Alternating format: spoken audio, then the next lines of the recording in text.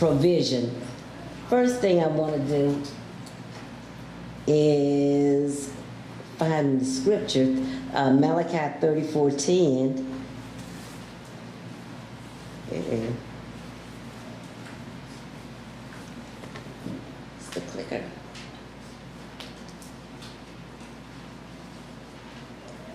Oh yeah, okay. It's not working yet. Let's go to Malachi 34:10 because I want to read that, because when I read that, there is so much in just that one verse. You know, it's about tithes and offering, which, you know, we want to get to tithes and offering, but it's about food in the house, Him being our provider, Him being a covenant Yahweh. So in my Bible, it's page 645. I don't know where it is in yours.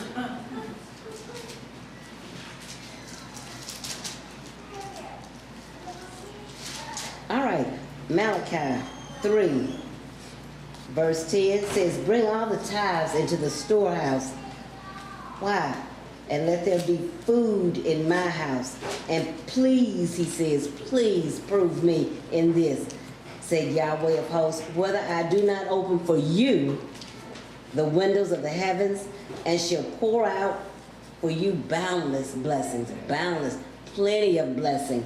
Now, that one thing I wanted to know was, Father, is there anywhere else that the windows of heaven showed up? And guess what? There is. If we go back to Genesis chapter 7, there's another place that the windows of heaven open up. And I think that's verse 11, Genesis 7:11. And just kind of think, you know, as we read these scriptures in Genesis, just think about what's going on when the windows of heaven are opened up. Because if we were in church, we think, man, everything is, as they used to say, everything's groovy when the windows of heaven are going up. But pay attention to what's going on when these windows of heaven open up. 7:11, in the 600th year of Noah's life, in the second new moon, the 17th day of the new moon, on that day, all the fountains of the great deep were broken up, and the windows of the heavens were opened.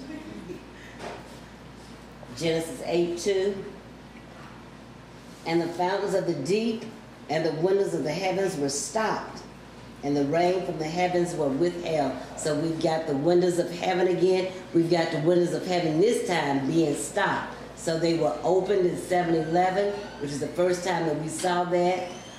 They were open. 8:2, those same windows were stopped. Isaiah 24:18.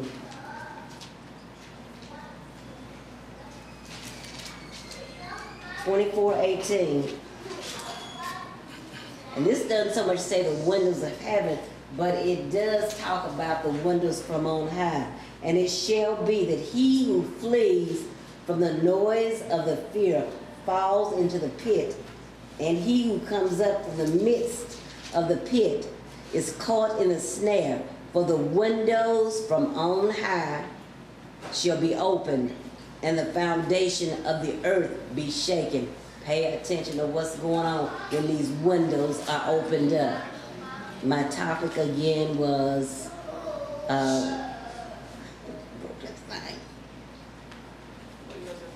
open the windows of heaven, obedience, the key to Yah's provision. Now, the reason I was saying that, you know, pay attention to what's going on, because there's always chaos, it seems, when those windows are open up. Something is going on in the earth, but at the same time, when destruction comes, Yahweh is bringing in a flood of information for his people if they will hear it, if they will see it, if they'll pay attention to it. Destruction's all around, but the word of Yah, like a flood, is raising a standard for the people of Yah to pay attention to. So we gotta just look at what window means. Too many. All right, so window is an opening, especially in the wall of a building, for admission of light and air that is usually closed by casements or sashes containing transparent material such as glass and capable of being opened and shut. Now this is the Merriam Dictionary's version. We have B, a window pane. C, a space behind a window of a retail store containing displayed merchandise. D, an opening in a partition or wall through which business is conducted, a bank teller's window. 2, a means of entrance or access, especially a means of obtaining information, a window on history. 3, an opening such as a shutter, slot, or valve that resembles or suggests a window. And 4, the transparent panel or opening of a window in an envelope. Now, one that is not on here, but I did like it, is a window is a time, an opportunity. It can represent an era. You know, this is my window of opportunity for getting something done. If we don't get things done now or do things later, latter days is a window of time that we expect things to happen according to the word of YAH. You know, so we're setting our what we do now, being obedient to the word, doing what he says do, based on what we believe will happen in the latter day. We're following in the footsteps of our ancestors, Abraham, Yitzchak, and Isaac. Hebrews talks about those men of old and women of old of faith who had faith and they believed in things. Yah told them things that they did, and they believed, not seeing the promise of what they were going to get, but it was based on something that they believed Yah would do. So a window can be a future event. You're living your life for a future event that you have faith for, that you believe in Yah for, but it has not occurred. So one of the things that we see in a window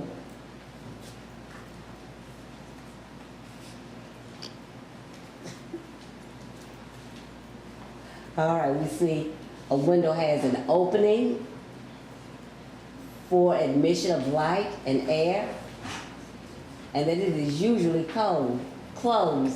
An opening for admission of light and air that is usually closed. So what does a window do? A window gives us a peek into the future. A window, if you have beautiful windows on your house, it kind of displays what your house looks like. It makes your house look good or bad on the outside, depending on what's out there. It gives an idea of what's on the inside of the house, is what a window does. But it lets you see outside of your place. It gives you a perception of how things are going on, but it gives those standing on the outside a perception of what's on the inside of the house. Now, so those windows may make the house look good on the outside, and people assume that all is well on the outside, all is well on the inside. We assume that, boy, there's some nice fishing and boating or whatever's going on around there, but we don't know. It's only perception. So windows can shape your perception. Windows help define what might be on the inside of our home, and at the same time can shape our perspective of the outside world. So here, these windows, boy, they're beautiful. And we just assume, because that's all we see, with those nice bushes and everything, that that's a nice looking house. But what do we also notice? That windows can reflect an image of the outside world to the inside of the house.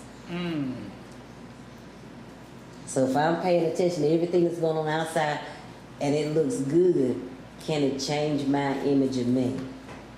And I think Father Yahweh knew all this when he gave us his commandments, his right rulings, his ordinances, everything that he gave us, families that we put in. He knew what we would need to keep us on the straight and narrow. Because he knew this is going to be a crazy world. You know, when did we first see the windows of heaven? After the flood. When the flood, the foundations of the earth broke up, then here comes those windows of heaven open up. He's flooding the earth with information then. And there are only 8 people at that time that are going to need that information. Sometimes in our lives, we go through a lot of chaos. But Yahweh's word is what gives us stability all the time. He says that word will be with us when we lie down, when we rise up, when we walk by the way. You know, every Shabbat we say that YAH and know that that word is surrounding us if we're putting it in. If we not letting what reflects on the outside come in. Let's see.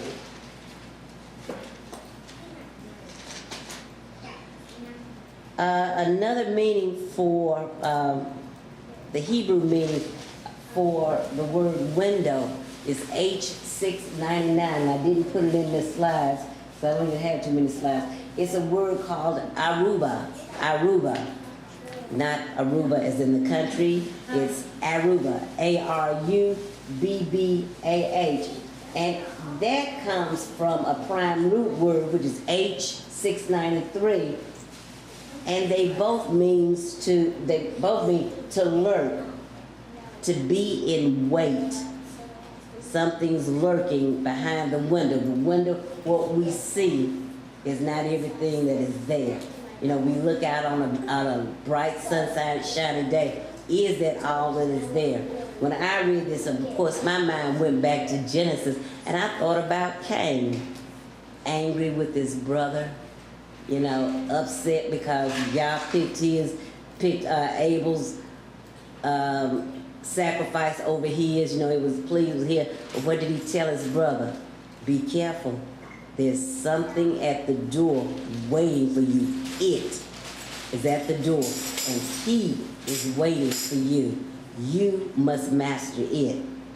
And that's what this world is all about. It's about looking out a window, you know. What do we allow the word of Yah to do with us? Are we obedient to that word and let it change us from the inside out so that what's reflected in the window does not become a part of me? Or do I get angry? Do I get emotional? Because we're an emotional people.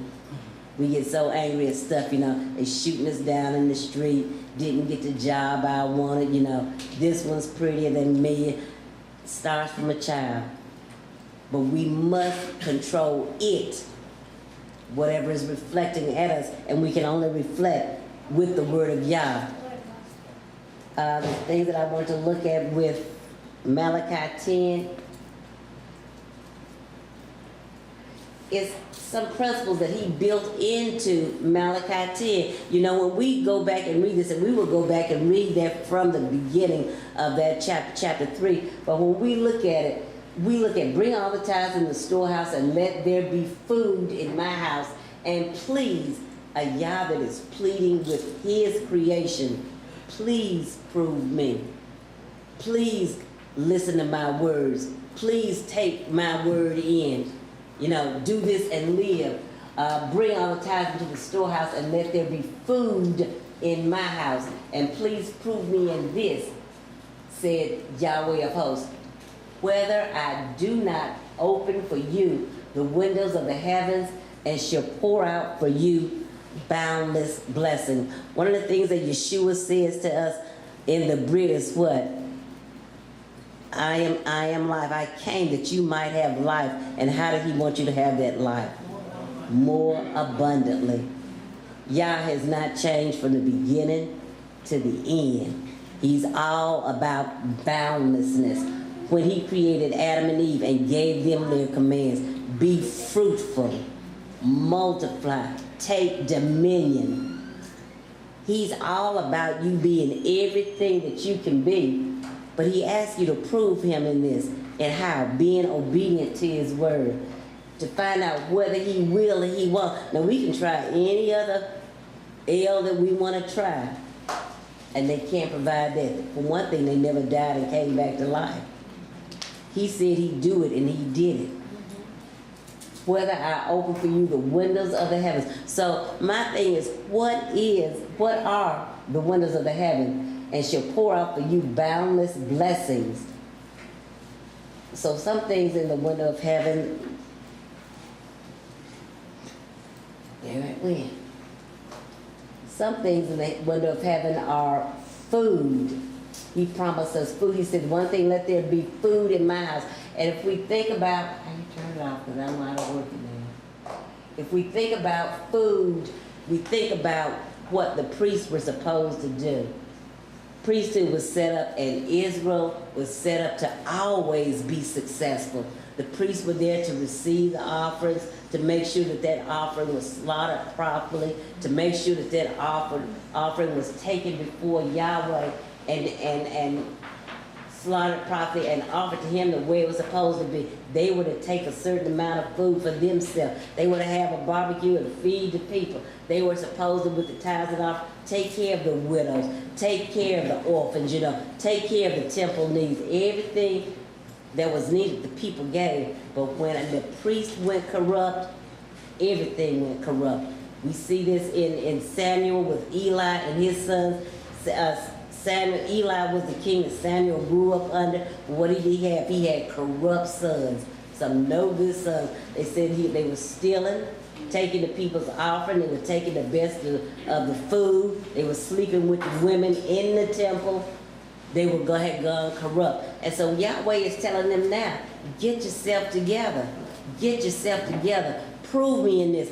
What kind of Yah pleased with his creation to do what he wants to do for them? He told Moses, he said, just let me kill him. Let me wipe him out.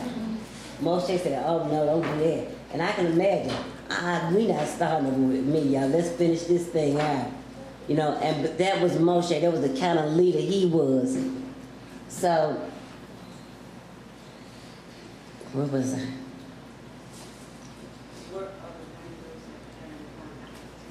I can hear that, but okay.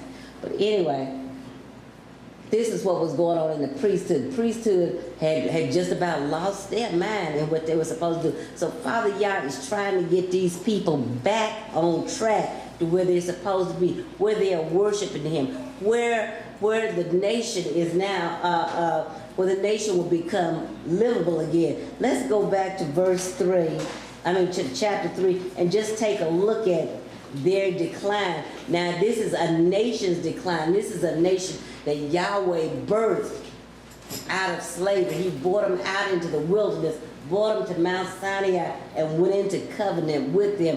And this is how they have fallen. So let's take a look at chapter 3 of Malachi and see from whence they fell. But how great a love is this when we read what Yahweh says about these people.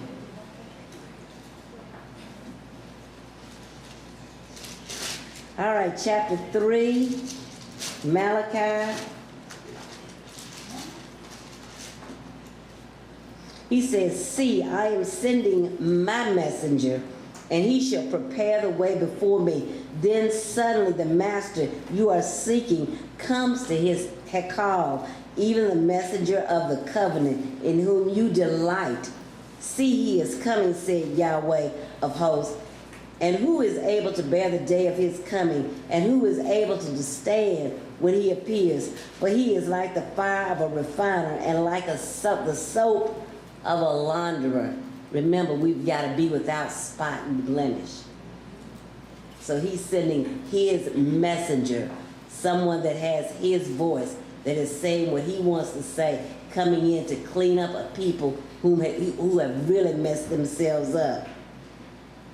And who is able to bear the day of his coming, and who is able to stand when he appears? For he is like the fire of a refiner, and like the soap of a launderer.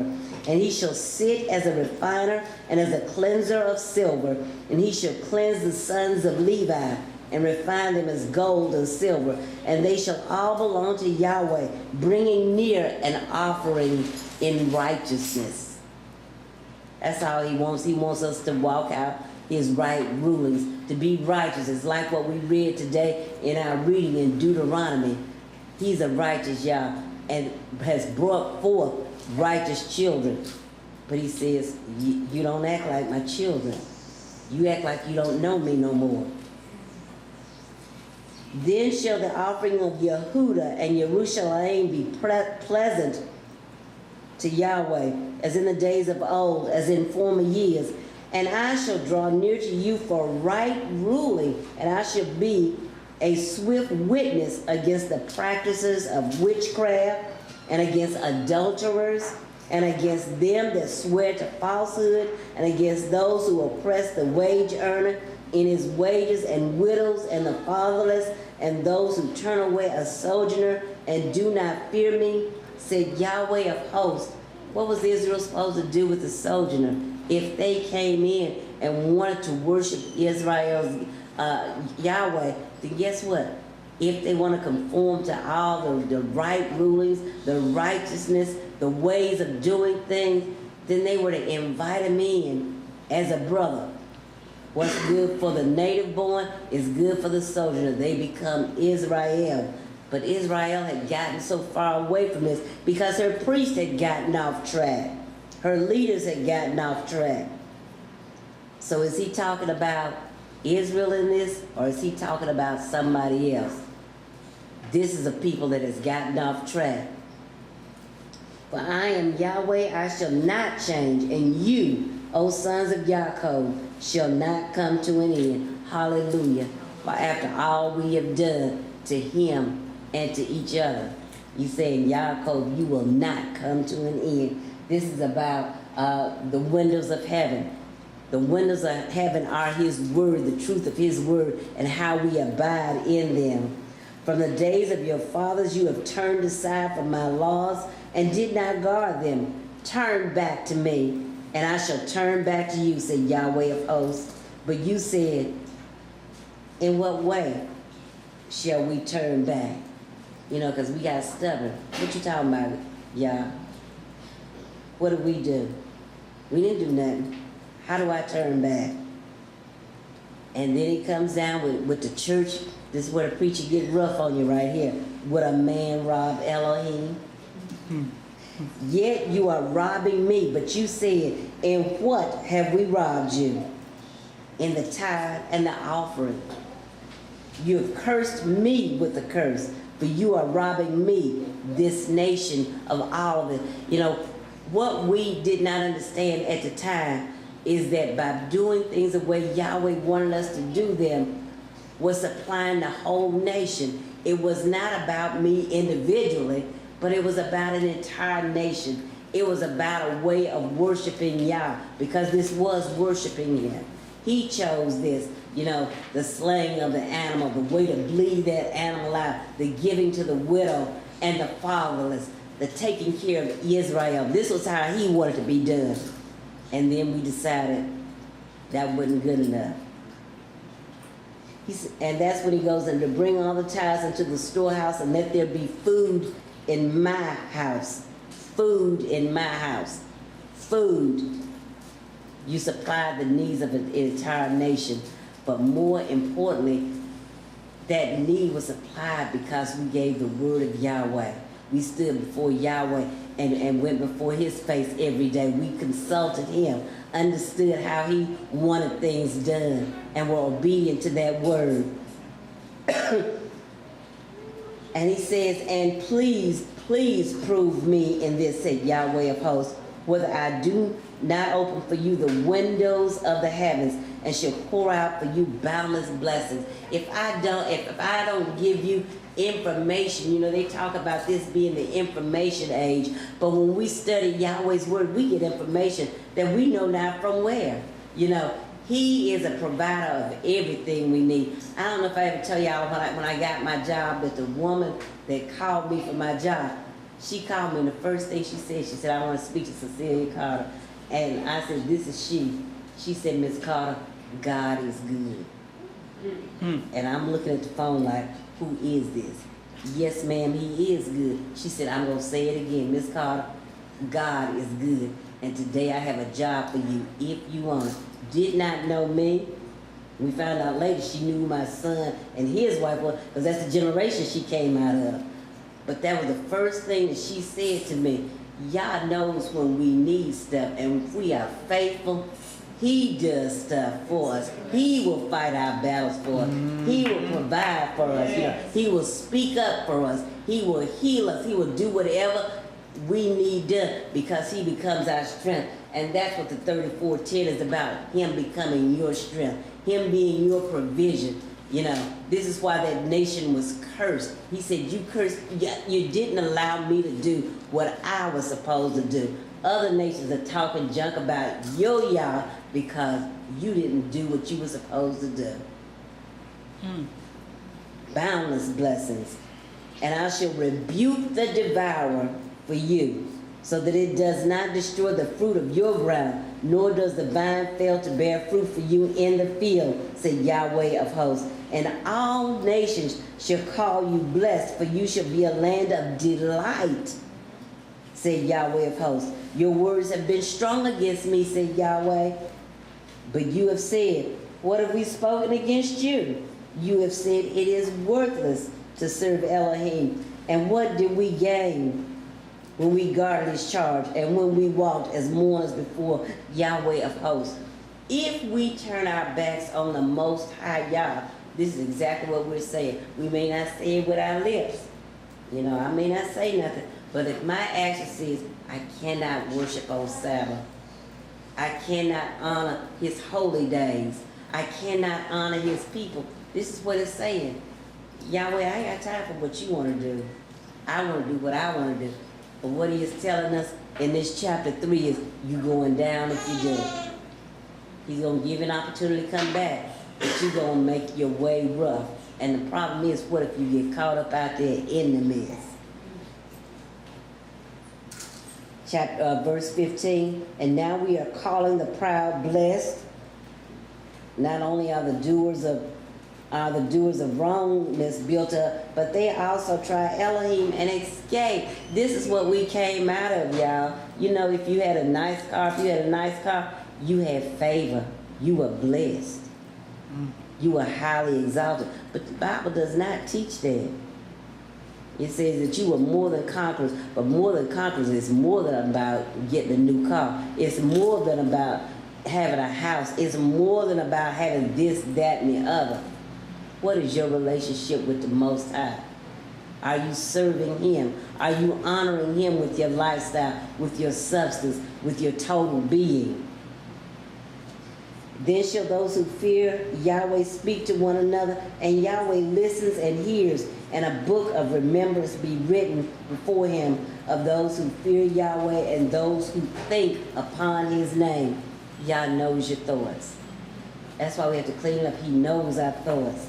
And they shall be mine, said Yahweh of hosts, on the day that I prepare a treasure possession, and I shall spare them as a man spares his own son who serves him. Then you shall again see the difference between the righteous and the wrong, between one who serves Elohim and one who does not serve him.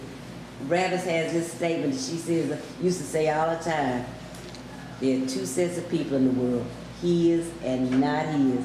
And he will make a distinction between who is his, who is not his. Well, why I go to church and I don't get all of that? You know, I ain't got nothing to do with that. I don't serve your God. You know, so he pays attention to what we do, what we say, what we think. Why? He wants to be in control of it all. And he has the right to be in control of it all. So Malachi 34:10 is not just about tithes and offering. The tithes and offering, as represented here, it's about tithes and offering, but it represents the law of Yah. It represents the voice of the Most High Yah speaking to man, being in control of man's life, being in covenant with that man. And this is where Yah wants to be. He wants to be high and lifted up. He wants to be exalted. I am Yahweh. You have no other mighty ones against my face. He wants us to go all the way down those commandments. And then when we look in the books of Deuteronomy and Leviticus, in that Pentateuch, and slot everything where it needs to be slotted. Because there are 10 commandments. And everything has a place. And he wants us to pay attention to that. You know, adultery. It's not only sneaking out on a husband or a wife, but it's sneaking out on Yahweh. You think you're sneaking, but you're not. And Yahweh can make the difference.